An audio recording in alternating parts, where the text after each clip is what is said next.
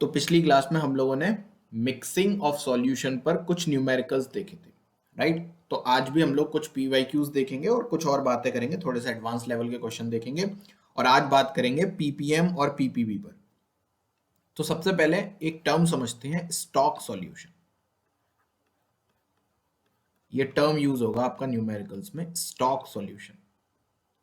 Stock solution का मतलब क्या होता है? जब भी हमें लैब में कभी भी किसी भी सॉल्यूशन की मोलैरिटी निकालनी होती है ना, तो अक्सर हम क्या करते हैं, हम एक नया सॉल्यूशन नहीं बनाते। हमारे पास कोई पुराना सॉल्यूशन है, जैसे मान लो 5 मोलर का कोई सॉल्यूशन है मेरे पास, तो मैं क्या करूंगा, मुझे 2 मोलर का सॉल्यूशन चाहिए, तो मैं ऊपर से उसी में पानी मिलाकर उसको 2 मोलर का बना लूंगा, राइट। तो अब मैं स्टॉक सॉल्यूशन को कैसे डिफाइन करूंगा कि जो डिजायर्ड सॉल्यूशन मुझे चाहिए था, राइट, यानी कि मान लो मुझे 2 मोलर का सॉल्यूशन चाहिए था, लेकिन मेरे पास था 5 मोलर का, और मैंने 5 मोलर में पानी मिलाकर उसको 2 मोलर का बना लिया। तो वो जो 5 मोलर का सॉल्यूशन था ना, जो ओरिजिनल सॉल्यूशन था, जिसको मैंने यूज किया अपनी डिजायर्ड कंसंट्रेशन को बनाने के लिए, that solution will be known as stock solution, right. तो हम कैसे बोलेंगे स्टॉक सॉल्यूशन को, कि a solution of desired concentration is prepared by diluting a solution of known higher concentration, and the solution of that known higher concentration is also known as stock solution. तो इस बात को लिख लेते हैं कि in laboratory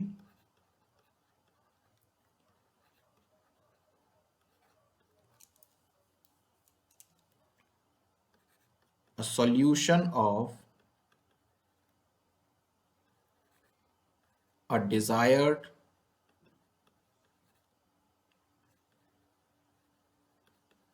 concentration is prepared by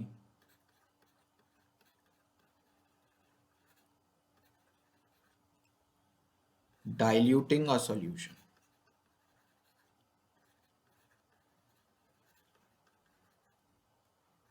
of known higher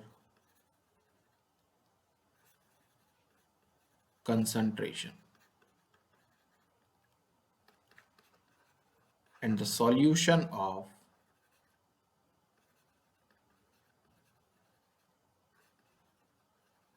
higher concentration is also known as stock solution. It's also known as stock solution, right? चलिए, तो क्वेश्चन करते हैं, आपको थोड़ा समझ में आएगा कि इन सब चीजों का मतलब क्या है, राइट। तो हम लोग एक काम करते हैं, सीधे जेई का क्वेश्चन करते हैं। ये क्वेश्चन आपका जेई 2012 में आया था, तब एडवांस नहीं होता था, तब एआई ट्रिपल ई और आईआईटी 2 एग्जाम होते थे। तो जिसको आज हम जेई मेन बोलते हैं ना, वो तब एआई ट्रिपल ई था, और जिसको आज हम जेई एडवांस्ड बोलते हैं उसको आईआईटी के नाम से बोला जाता था, है ना। तो तभी से फेमस हो गया कि आईआईटी का पेपर है, राइट। तो तब ये 2012 का क्वेश्चन है, उन्होंने शब्द का यूज कर लिया था। तो 29.2% wait by wait HCl stock solution has a density of, कल जो मैंने आपको क्वेश्चन करवाया था ना एआईपीएमटी का, सेम उसी टाइप का क्वेश्चन है एज इट इज, बस वैल्यूज चेंज है। 1.25 ग्राम पर ml।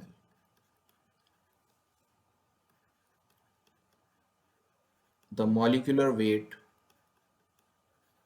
of HCl is 36.5 gram per mole. The volume in ml of stock solution required to prepare a 200 ml solution of 0.4 molar HCl is। Same as it is question है। आपको सबसे पहले percentage weight by weight और density दे रखी है, आप molarity निकाल लो और फिर मोलैरिटी से m1v1 is equal to m2v2 करके फाइनल मतलब इनिशियल वॉल्यूम निकालना है। तो जैसा हम लोगों ने कल किया था बिल्कुल सेम वैसा ही। तो सबसे पहले क्या निकालना है, मोलैरिटी निकालना है। चलिए देखते हैं कैसे निकालेंगे। तो मोलैरिटी कैसे निकालते थे, परसेंटेज वेट बाई वेट से।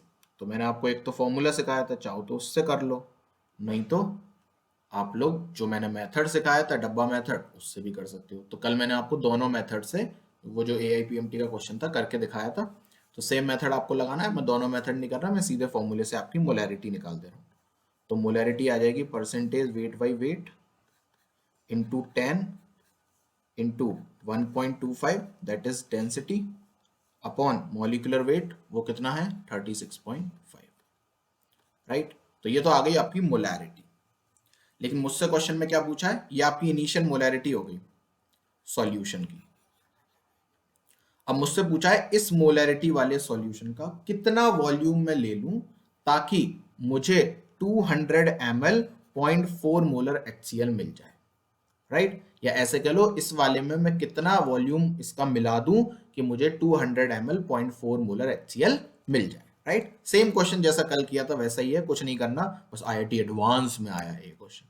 तो m1v1 is equal to m2v2। मुझे m2 पता है 0.4, मुझे v2 पता है 200, मुझे v1 नहीं पता, वो मुझे निकालना है। और मुझे m1 पता है, ये पूरा ये जितना भी है 29.2 इंटू ये पूरा, ये यहां पर रख दो। तो v1 की वैल्यू क्या आ जाएगी, ये पूरा डिवाइड में चला जाएगा। तो v1 की वैल्यू आ जाएगी आपकी v1 is equals to 200 into 0.4, और जब ये डिवाइड में आएगा तो 29.2 इंटू 10 इंटू 1.25 और 36.5 पहुंच जाएगा ऊपर, राइट। तो अगर आप थोड़ा सा काटा पीटी करना चाहोगे तो 10 से 10 काट सकते हो। इसको आप लिख सकते हो 4 इंटू 2 यानी कि 8, राइट, इंटू 36.5, ठीक है, अपॉन 29.2 इंटू 1.25, ठीक है। अच्छा, अब अगर मैं 29.2 और 1.25 को जरा मल्टीप्लाई करके देखूं तो 5 2 10, 5 9 45,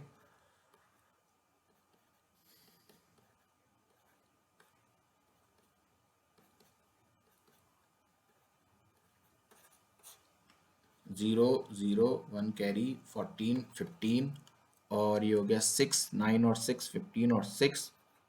अरे वाह, ये तो एग्जैक्टली 36.5 आ गया, यानी कि इन दोनों का मल्टीप्लाई करके 36.5 आया और ये कैंसिल हो गए, 8 हो गया आंसर। सिंपल, ये आपका जेई का क्वेश्चन था, इसका आंसर क्या हो गया 8। सही है। तो ऐसे ही बड़े ही लल्लू लल्लू से क्वेश्चन आते हैं, इस पर आपको कोई भी दिक्कत नहीं आएगी। जितने टफ क्वेश्चन थे वो तो हम कर चुके, अभी और करते हैं थोड़े से, क्योंकि टफ यहीं कर लोगे तो बाद में दिक्कत नहीं आएगी। चलिए देखते हैं और कैसे कैसे क्वेश्चन आएंगे। अगला क्वेश्चन देखिए, how much volume of 4 molar KCl solution must be added to 140 ml of water to achieve a 0.4 molar KCl solution। मुझसे ऐसा कोई क्वेश्चन पूछ लिया है। ऑप्शन ए है आपका 17.77 ml, ऑप्शन बी है आपका 14.44 ml, ऑप्शन सी है 15.55 ml और ऑप्शन डी है 16.66 ml। ठीक है, ये किसी एग्जाम का ही क्वेश्चन है, डेट मुझे नहीं पता। क्वेश्चन बढ़िया है, लेकिन देखो क्वेश्चन मेरे से कह रहा है कि कितना वॉल्यूम लूं 4 मोलर KCl सॉल्यूशन का, कितना वॉल्यूम ऐड किया जाए 4 मोलर KCl सॉल्यूशन का, किसमें 140 ml पानी में, ताकि मुझे 0.4 मोलर KCl सॉल्यूशन की कंसंट्रेशन मिल जाए। राइट, ठीक है। तो अब वो मुझसे ये नहीं कह रहा मैं 4 मोलर सॉल्यूशन का कितना ले लूं वॉल्यूम, वो मुझसे कह रहा है आपके पास कुछ वॉल्यूम तो ऑलरेडी है 140, बाकी और कितना डालूं ताकि मुझे 0.4 मोलर KCl सॉल्यूशन मिल जाए, और मेरे पास फाइनल वॉल्यूम नहीं दिया उसने। देखो यहीं पर चालाकी करी है, यानी कि आप यहां पर M1V1 is equal to M2V2 नहीं लगा सकते। क्यों? ना तो आपको इनिशियल वॉल्यूम पता है, ना ही आपको फाइनल वॉल्यूम पता है।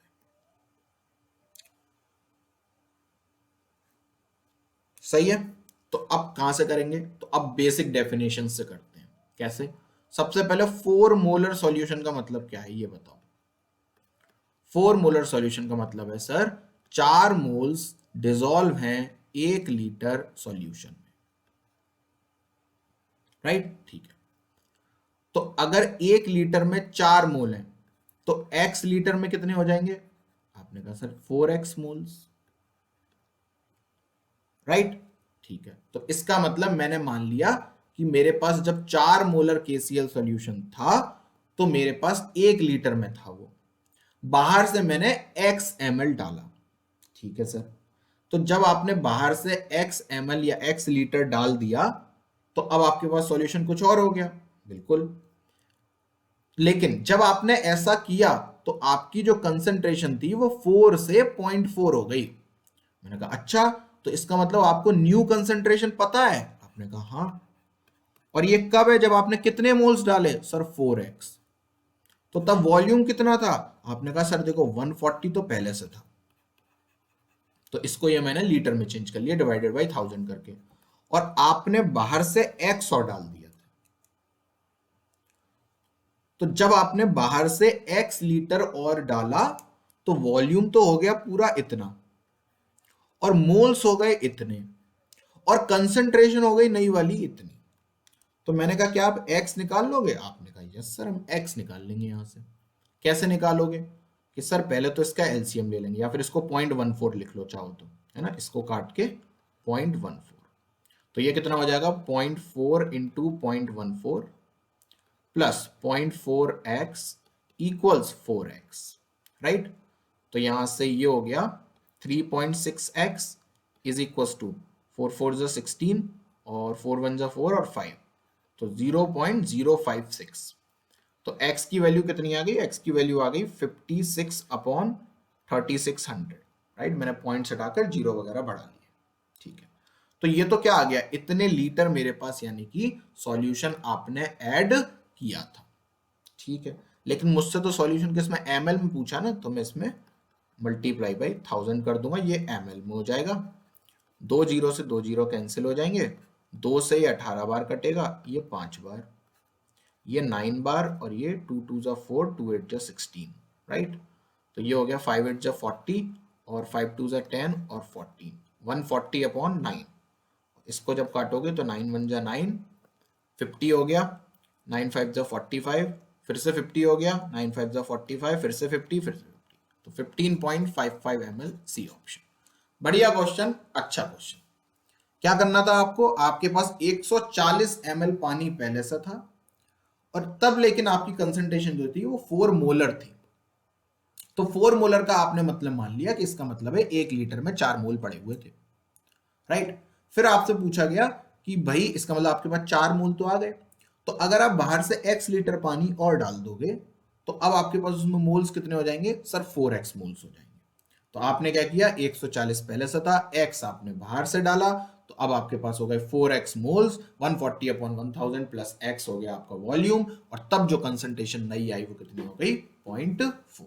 वहां से आपने सब सॉल्व कर कर आके 15.55 ml आंसर निकाल लिया। सही है। चलिए एक और टाइप का क्वेश्चन देखते हैं।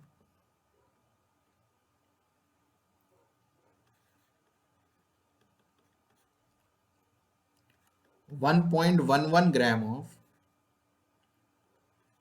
CaCl2 is added to water forming 500 ml of solution, कि आपके पास भी इतना ग्राम CaCl2 है, उसको पानी में डाला गया और 500 ml का एक सॉल्यूशन बना लिया गया।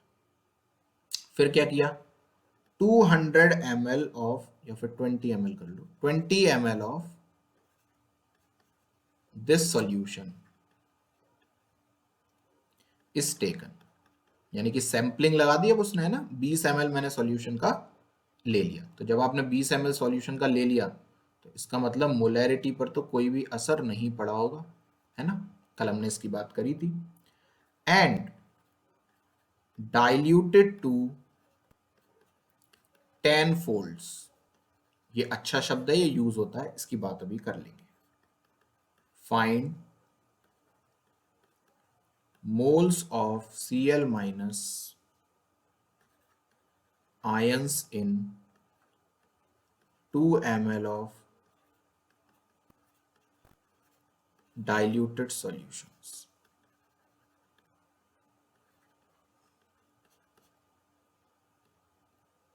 ठीक है, देखो करते हैं।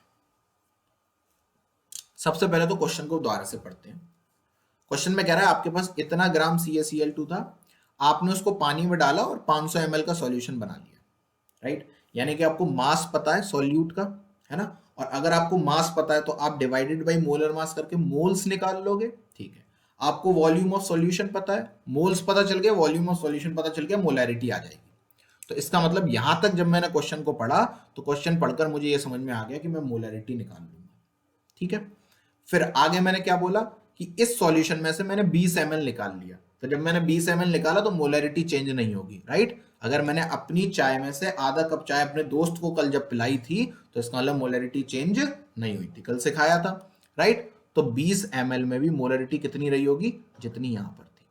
तो यानी कि अब मुझे नए वाले सॉल्यूशन में जो 20 ml मैंने निकाला है वो वॉल्यूम पता है 20 ml, और मोलैरिटी मुझे पता है जो मैं यहां से निकाल लूंगा, यानी कि मुझे M1 पता है और V1 पता है, ठीक है। अब मुझसे क्या कहा गया कि मैंने इस सॉल्यूशन को डाइल्यूट किया टू 10 फोल्ड्स। 10 फोल्ड्स का मतलब क्या है, 10 टाइम्स। तो जब भी क्वेश्चन में n फोल्ड्स लिखा हो इसका मतलब है n टाइम्स। तो 2 फोल्ड्स मतलब दुगना कर दिया, इंटू 2 कर देना।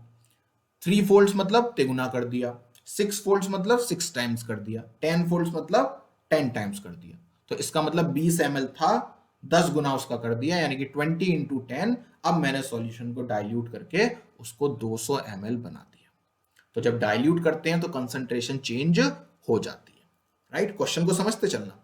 तो अब मुझसे क्या कह रहा है, find moles of Cl minus ions in 2 ml of this diluted solution. चलिए अब इसको करते हैं। तो सबसे पहला काम जो हमने पहली लाइन से निकाला था कि भाई सबसे पहले तो मोल्स निकाल लो कितने आएंगे। तो 1.11 अपॉन CaCl2 का मास 111 होता है, तो इसका मतलब मोल्स आ गए 0.01 CaCl2 के। पहला काम इतना हो गया, ठीक है। अच्छा, तो ये तो 0.01 मोल CaCl2 को हो गए किसमें, 500 ml में। तो 500 ml में यानी कि आपके पास 0.01 मोल्स हैं CaCl2 के। तो जब आपने 20 ml निकाला उसका, तो ऑब्वियस ही बात है मोल्स तो कम, मोलैरिटी सेम रही होगी लेकिन मोल्स तो कम हुए होंगे, ठीक है। तो अगर 500 ml में इतने हैं तो 1 ml में कितना होगा, आपने कहा 0.01 अपॉन 500, राइट। तो 20 ml में कितना हो जाएगा, 0.01 अपॉन 500 इंटू 20, तो ये हो गया 25, ये आ गया 0.01 अपॉन 25, राइट। तो 200 मतलब जो 20 ml जब आपने डाला तो 20 ml में आपके जो मोल्स हैं वो इतने हैं, ठीक है। लेकिन अब आपने क्या किया, सॉल्यूशन को 10 टाइम्स डाइल्यूट कर दिया, यानी कि जिस सॉल्यूशन में ये पड़ा हुआ था उसमें आपने ऊपर से पानी और डाल दिया। तो 20 ml की जगह अब आपने सॉल्यूशन को 200 ml कर दिया। तो बेटा डाइल्यूशन से क्या नंबर ऑफ मोल्स पर फर्क पड़ता है? सर नहीं, कल आपने सिखाया था चीनी के मोल्स उतने ही रहेंगे लेकिन चाय कम मीठी हो जाएगी। यानी कि मोलरिटी बदलेगी लेकिन मोल्स उतने ही रहेंगे। तो 20 ml में अगर इतने मोल्स हैं तो 200 ml में भी कितने होंगे? सर उतने ही होंगे।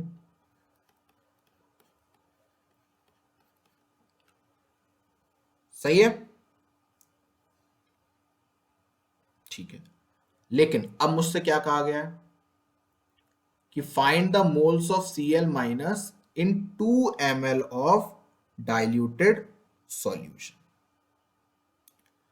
अच्छा, मोल्स ऑफ Cl माइनस मेरे से पूछे, याद रखना मोल्स ऑफ CaCl2 नहीं पूछे। ये हम तब से क्या निकाल रहे हैं? Moles of CaCl2। लेकिन अब मुझसे क्या पूछ रहा है? Moles of Cl minus. ठीक है, तो मोल्स ऑफ Cl माइनस कितने हो जाएंगे? इसके दुगने, क्योंकि आपने जब इसका 2 ml सॉल्यूशन लिया। अच्छा, लेकिन मुझसे किस में पूछ रहा है? अच्छा 2 ml में मुझसे पूछ रहा है, ठीक है। तो ये तो मेरे पास किस में आ गए? मोल्स 200 ml में। अब 2 ml में क्या होगा? 2 ml में पहले निकाल लेते हैं। तो भाई के 200 ml में जो तुम्हारे पास मोल्स हैं वो हैं 0.01/25। तो 1 ml में कितना हो जाएगा? देख रहे हो कितनी बार उसने डाइल्यूशन और सैंपलिंग करवाई है एक ही क्वेश्चन में। इतना। तो 2 ml में कितना हो जाएगा? Sir 0.01/25 into 200 into 2। ये तो हो गए 2 ml में आपके क्या? मोल्स ऑफ CaCl2 है ये। और 1 मोल में Cl के कितने हैं? 2। तो इतने में कितने होंगे? Sir into 2। तो Cl माइनस के मोल्स कितने हो जाएंगे? 0.01 इंटू 2 इंटू 2 अपॉन 25 इंटू 200। इसको सॉल्व करने की कोशिश करें, करते हैं। तो ये हो गया 100, ये हो गया 50, और इसको मैं लिख लेता हूं 1 इंटू 10⁻⁻², और ये हो गया 1250। सही है। तो ये तो थोड़ा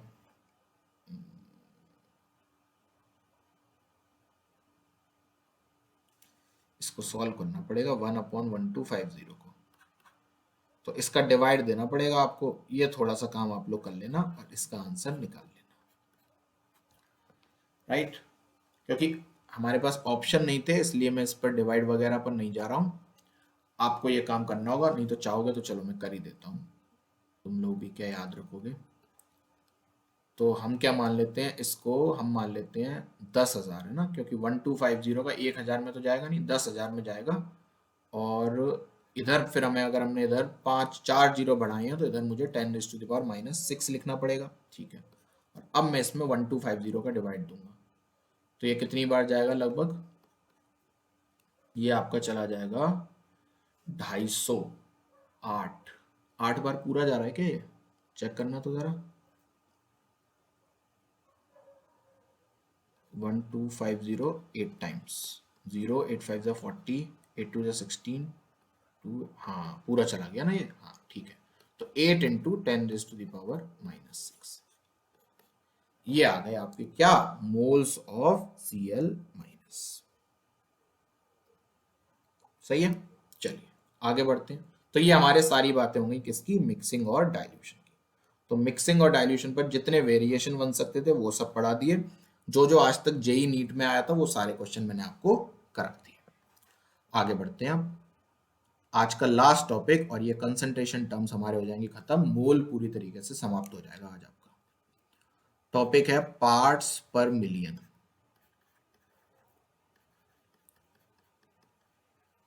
इसको शॉर्ट में पीपीएम बोलते हैं,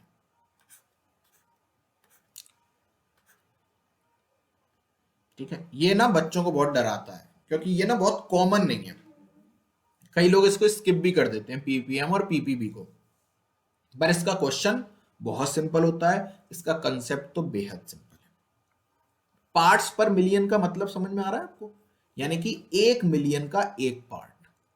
यानी कि मेरे पास, ऐसा समझो, 1 मिलियन का मतलब आप समझते हो 10⁻⁶, यानी कि 10 लाख। है ना। तो मैंने आपसे क्या कहा, मैंने आपको 10 लाख टॉफी दी और मैंने उसमें से एक टॉफी आपसे ले ली, तो आप पर कोई फर्क पड़ेगा? आप कहोगे नहीं सर कोई फर्क नहीं पड़ेगा। बस यही मतलब है पार्ट्स पर मिलियन का, राइट। मतलब क्या है, जैसे जब मैं कोई पार्ट ऑफ सॉल्यूट किसी 10 raise to the power 6 part of solution में प्रेजेंट हो, तो हम बोल देते हैं कि इसकी कंसंट्रेशन है पार्ट्स पर मिलियन। बिल्कुल ऐसे समझो जैसे मैंने 1 ग्राम सॉल्यूट को एक 1 ग्राम सॉल्यूट को 10 लाख ग्राम सॉल्यूशन में डाल दिया, या ऐसे बोलो 1 मिलीग्राम सॉल्यूट को 1 लीटर सॉल्यूशन में डाल दिया, है ना। 1 लीटर की एक टंकी इमेजिन करो, उसमें 1 लीटर पानी है और उसमें 1 मिलीग्राम सॉल्यूट डाला, 1 ग्राम नहीं 1 मिलीग्राम।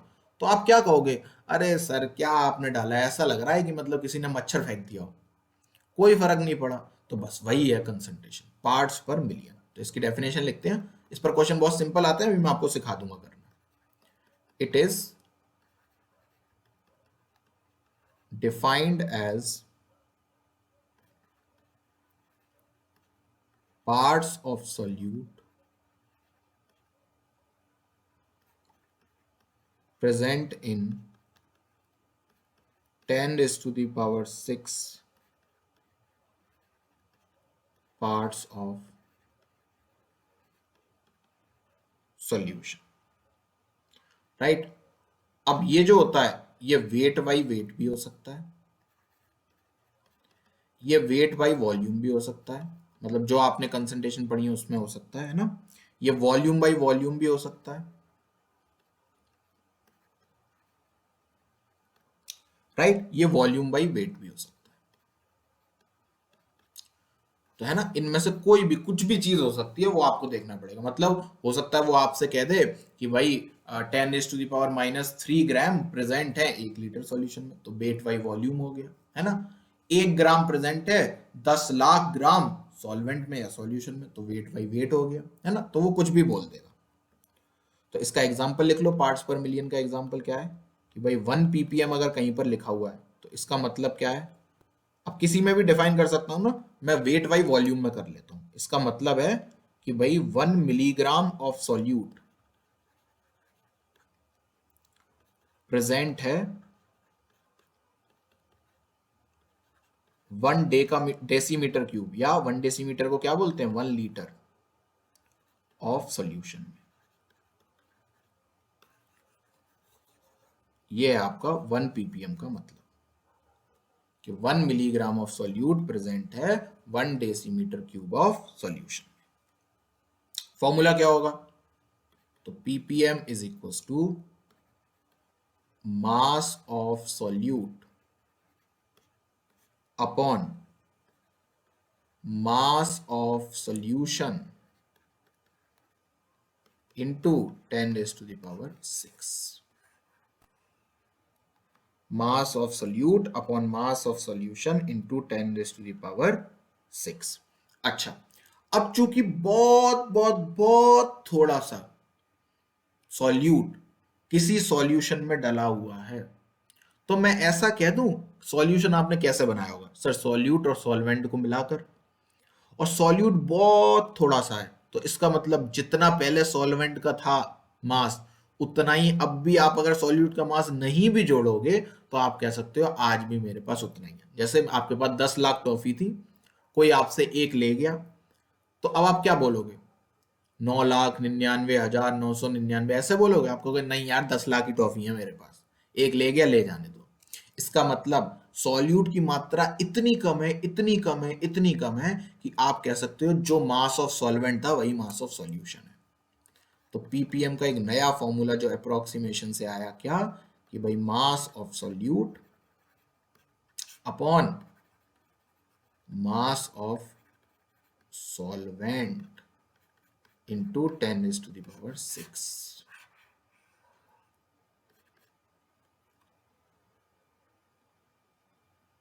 ठीक है, चलो क्वेश्चन करते हैं, ज्यादा अच्छे से क्लियर होगा।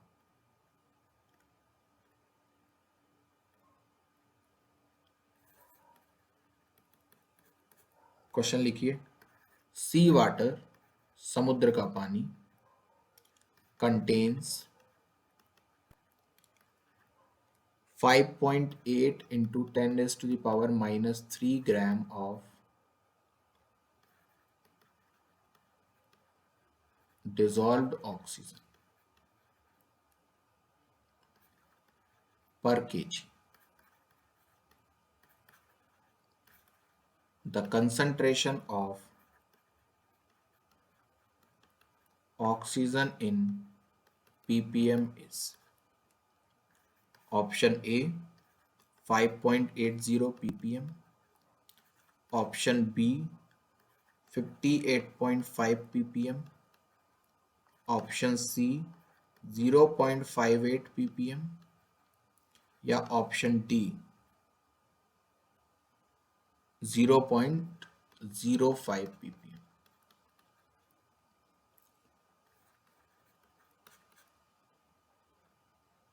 देखिए, आपको वेट ऑफ सॉल्यूट पता है ना? ठीक है, और आपको वेट ऑफ सॉल्वेंट भी पता है, लेकिन आपसे कह रहा है कंसंट्रेशन बताओ पीपीएम में। तो अभी फॉर्मूला पढ़ा था, weight of solute into upon weight of solvent, right, या वेट ऑफ सॉल्यूशन। तो अब आपको कुछ भी रख सकते हो, क्योंकि आपको पीपीएम में निकालना है। तो पर केजी में कितना डिसॉल्व है, आप सीधे सीधे क्या करोगे, सॉल्वेंट का वेट रख दो। तो पर केजी बोला है ना, तो यानी कि 1000 ग्राम, क्योंकि ये ग्राम में है तो ये भी ग्राम में रखना पड़ेगा, into 10 raise to the power 6। तो ये हो गया आपका 5.8 into 10 raise to the power minus 6 into 10 raise to the power 6। ये कैंसिल हो गया, आंसर आ गया 5.8 पीपीएम। कुछ नहीं था, बड़ा ही सिंपल सा क्वेश्चन था। ठीक, तो ऐसे ही क्वेश्चन आते हैं, आपको करने होते हैं। एक कन्वर्जन का क्वेश्चन देख लें, दो मिक्स करके देखो। थोड़ा टफ बनाता हूं क्वेश्चन को, डरना नहीं है बस क्वेश्चन से कि 10 रेज़ टू द पावर 6 आ गया, वही सब चीजें जो पहले कर रहे थे, बस एक एक्स्ट्रा में 100 करते थे परसेंटेज में, राइट, क्योंकि परसेंट का मतलब क्या होता है, परसेंट, सेंट मतलब 100, राइट, और पर मतलब कितने में से, तो 100 में से। तो पर मिलियन का मतलब क्या है, अब सेंट हटकर मिलियन आ गया, तो पहला था 100 में से, अब है 10 रेज़ टू द पावर 6 में से। तो पहले 100 में से था तो इंटू 100 कर दिया, अब 10 रेज़ टू द पावर 6 में से है तो into 10 raise to the power 6 कर दिया। क्वेश्चन लिखें, the bay of Bengal, Bengal की खाड़ी, the bay of Bengal has 1.89 ppm of lithium ions.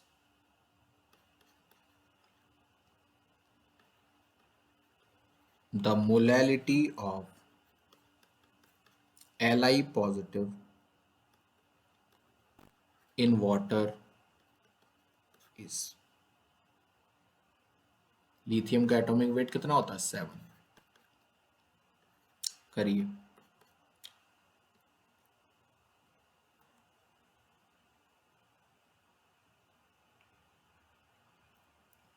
तो देखो हमको क्या दे रखा है, कंसंट्रेशन पीपीएम में दे रखी है।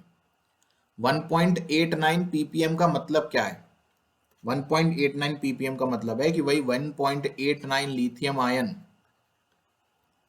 प्रेजेंट है 10 रेज़ टू द पावर 6, चाहे सॉल्वेंट लिख लो या सॉल्यूशन लिख लो, बात एक ही है, राइट, क्योंकि बहुत बहुत बहुत ज्यादा डाइल्यूट सॉल्यूशन है। ठीक है, मुझसे मोलैलिटी पूछी है।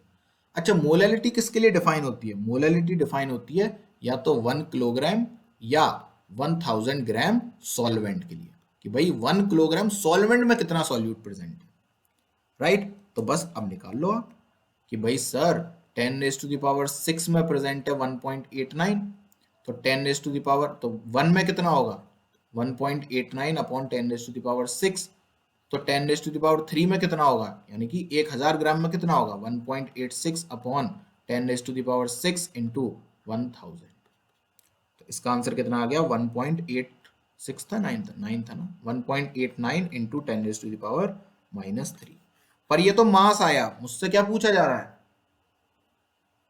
मोलैलिटी। मोलैलिटी मास थोड़ी बताती है, मोलैलिटी तो मोल्स बताती है। तो ये मास आ गया, अब आप मोल्स निकाल लो। मोल्स कैसे निकालोगे, 1.89 into 10 raise to the power minus 3 divided by molar mass, that is 7। तो ये हो जाएगा 7 2 14, और बच्चे 4, 49, 7 7 जा 49 इंटू 10⁻⁻³ यानी कि 2.7 इंटू 10⁻⁻⁴ आ गया आंसर। राइट, यूनिटरी मेथड से कर लिया कि 10⁻6 में इतना है तो 10⁻³ में कितना होगा वो निकाल लिया, फिर उसके बाद मास में मोलर मास से डिवाइड दे दिया, मोल्स आ गए। आगे बढ़ते हैं।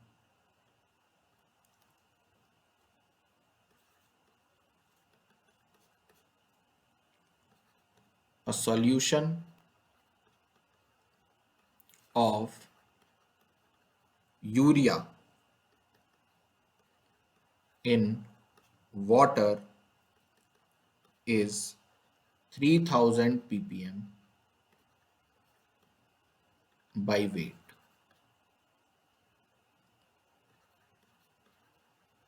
If density of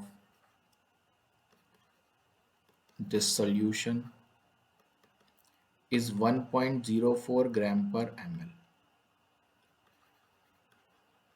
determine molar strength of this solution. तो आपसे मोलरिटी पूछी है, मोलर स्ट्रेंथ का मतलब क्या है, मोल पर लीटर, राइट। ठीक है भाई, तो कैसे करेंगे, तो आपको सॉल्यूशन सबसे पहले तो 3000 ppm दे रखा है, तो चाहो तो आप डब्बा मेथड लगा लो। अब देखो ppm से तो आपने कोई फॉर्मूला नहीं पढ़ा है ना, मोलरिटी निकालने का परसेंटेज वेट बाई वेट से पढ़ा है, परसेंटेज वेट बाई वॉल्यूम से पढ़ा है, ppm से तो नहीं पढ़ा। तो यहाँ पर डब्बा मेथड काम आ जाएगा, डब्बा मेथड आपका हर जगह काम आएगा। तो डब्बा बनाते हैं पहले।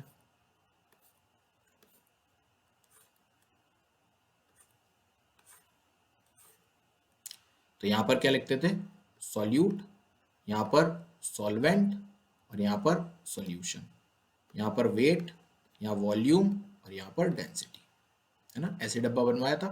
तो आपको क्या दे रखा है, 3000 ppm। अच्छा, 3000 ppm का मतलब क्या है, 3000 ppm का मतलब है कि भाई 3000 वेट, है ना, या 3000 ग्राम यूरिया के प्रेजेंट हैं 10⁻⁶ ग्राम किसमें, सॉल्यूशन में।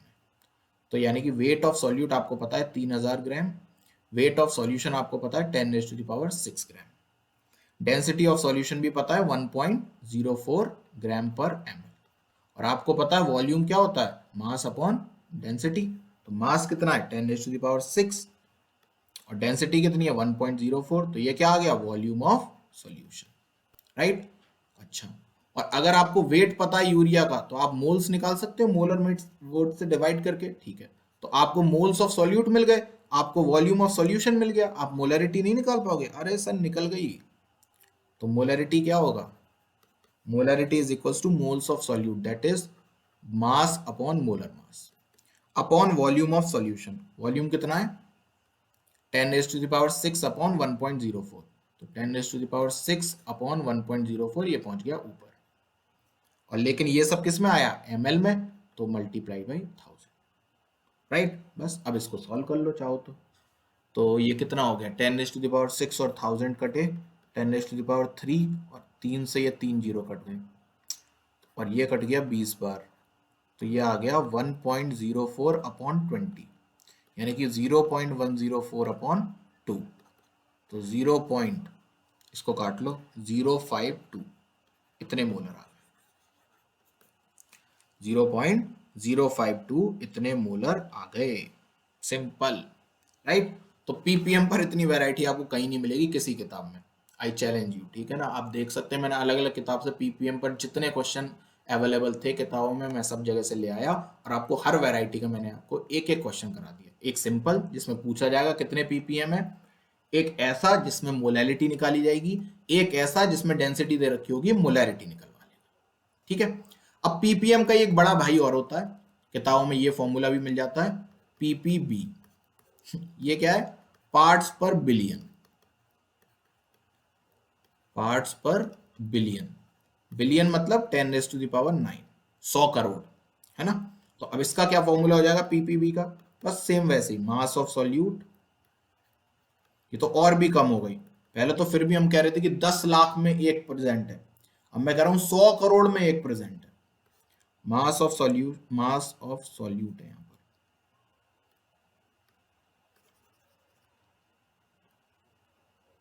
Mass of solute upon mass of solution या सॉल्वेंट, जो भी लिखना चाहो आप, ठीक है ना, दोनों लगा सकते हो, इनटू 10⁹9। अब 6 नहीं लगेगा, अब क्या लगेगा, 9। तो बस इस पर भी कोई भी क्वेश्चन बना सकते हो, बस हर जगह 6 की जगह आपको क्या करना पड़ेगा, 9। तो भाई ये थी आपकी सारी माया पीपीएम और पीपीबी। तो आज ऑफिशियली आपका मोल कंसेप्ट होता है समाप्त, हैप्पी एंडिंग।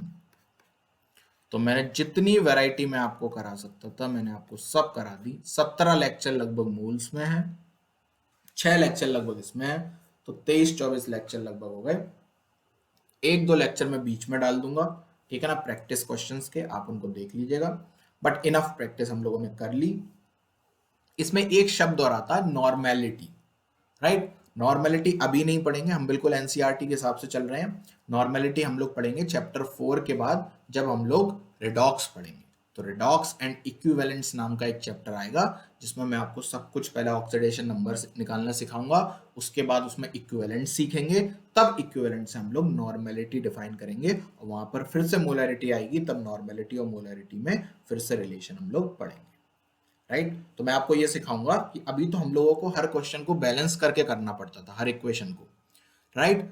एक ऐसा भी तरीका सीखेंगे, इक्वेशन बैलेंस नहीं करेंगे फिर भी आंसर आ जाएगा। तो इक्विवेलेंट से आता है, बट उसके लिए समय है, वो चैप्टर 4 या 5 में आएगा, तब करेंगे। बट आज ये मोल्स हो गए आपके कंप्लीट। अब नेक्स्ट क्लास में हम लोग मोस्ट प्रोबेबली अपना नया चैप्टर शुरू करेंगे, जिसका नाम है एटॉमिक स्ट्रक्चर, ठीक। तो तब तक आप लोग अपनी जितनी भी प्रैक्टिस है वो सब कर लीजिएगा और मजे करिए।